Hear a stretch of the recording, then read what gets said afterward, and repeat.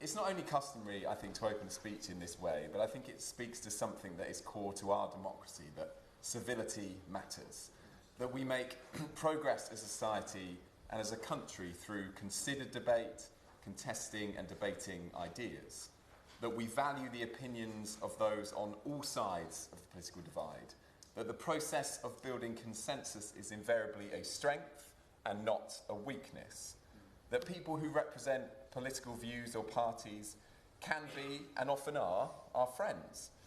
I consider everyone who serves in the House of Commons to be a colleague. Many will be my political opponents, but they will never be my enemy.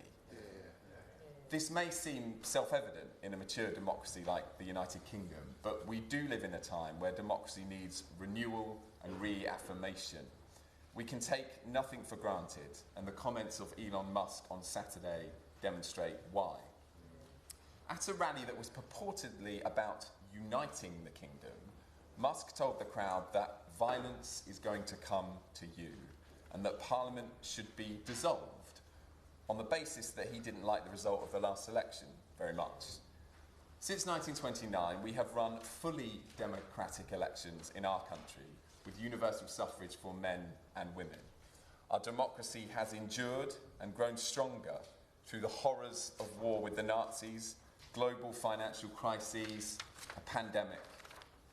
We are not going to be cowed by a foreign billionaire who doesn't live in this country or can even pretend to understand it. And let's not overstate the political abilities of this man. A couple of days ago, Musk announced that his AI tool, Grok, would once again be sent for reprogramming because it inconveniently shared facts that contradicted his master's argument. If you can't win an argument with your own AI tool, you are not going to win an argument with the British people.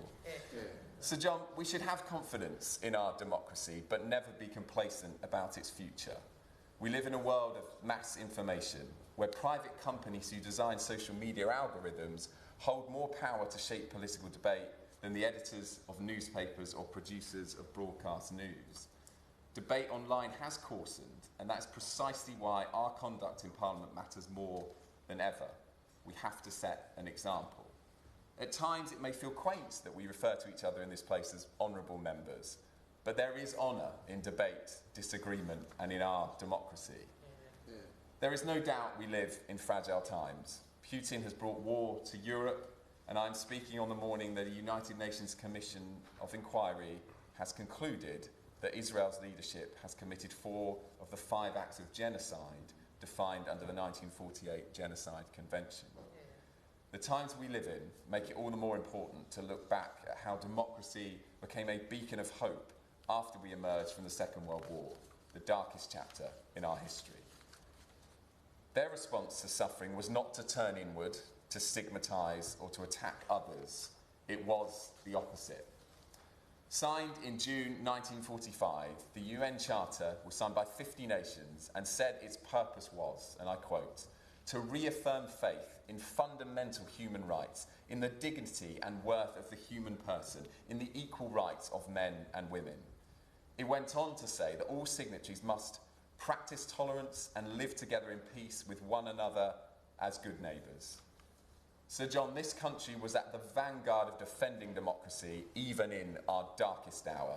If a previous generation can succeed in championing democracy then, we can and must do it now.